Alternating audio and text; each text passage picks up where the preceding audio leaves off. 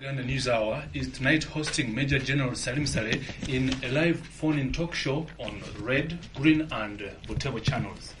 The live talk show will center on the just released parliamentary report on privatization, corruption in the country, the role of the military in politics, and any other fields in which Major General Salim Saleh has been active.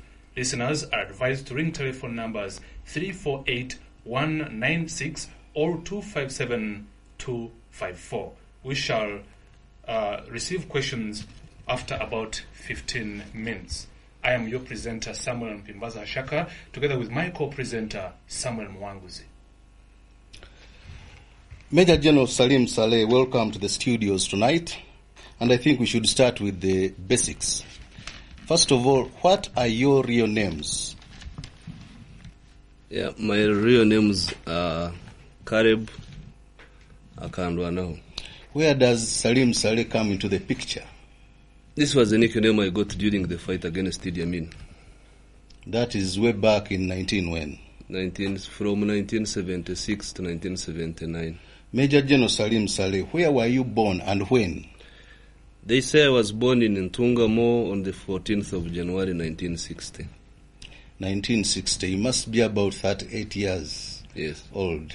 Yep. Some 4 or 5 years older than I am. Major General Salim Saleh, I want you to give us a rundown on your brief. After being born in Ntungamo, which school did you go to and when did you join the army? Well, I started schooling, I think, in Nshwere. This is near Wachitora. And then Rushere Primary, and then Mbarara Junior, then Kako Primary, and then Kako Secondary.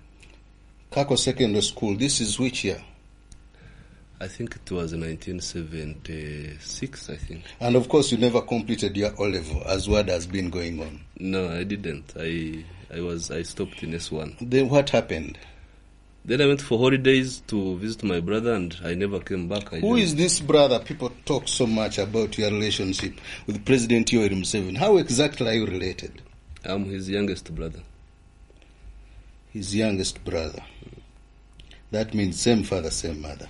Yes. That's very good. Now, listeners, we are hosting Major General Salim Saleh in this live talk show on News Hour on Radio Uganda. Major General Salim Saleh, you were a legendary name during the Bush days. What are your memories of the Bush days and what induced you to join the struggle against Amin and Obote? Well, I think against Amin, I was told that he's a bad guy.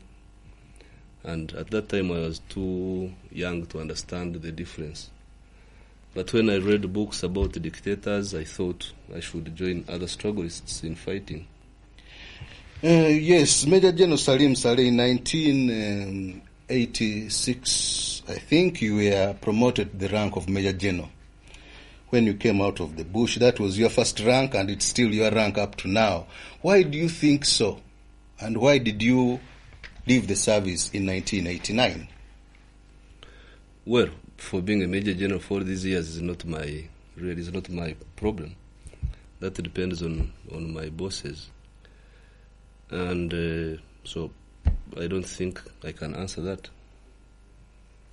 Well, what do you think as a person were your exploits in the bush to merit the rank of Major General? No, I don't think, it's very difficult for me to say that I'm the only one who was fighting.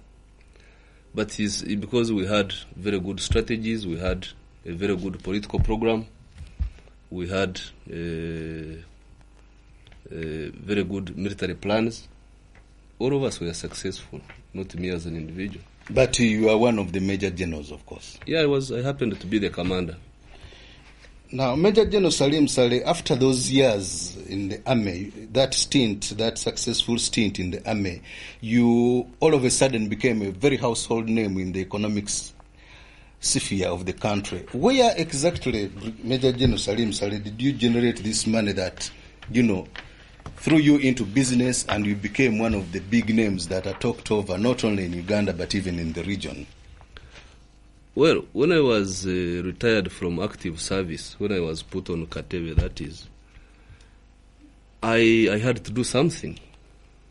Yeah, and I was very young. I had a lot of contacts. People say I use a lot of influence, but in my opinion, I use my goodwill. So different contacts and things started shaping up. Not until I think I started doing business in 1990, but I think I started catching up with the big monies in 1991, 92 there. What was the magic behind this? Thinking and planning. What exactly do you do in thinking and planning that quite a number of Ugandans don't do? I don't know really.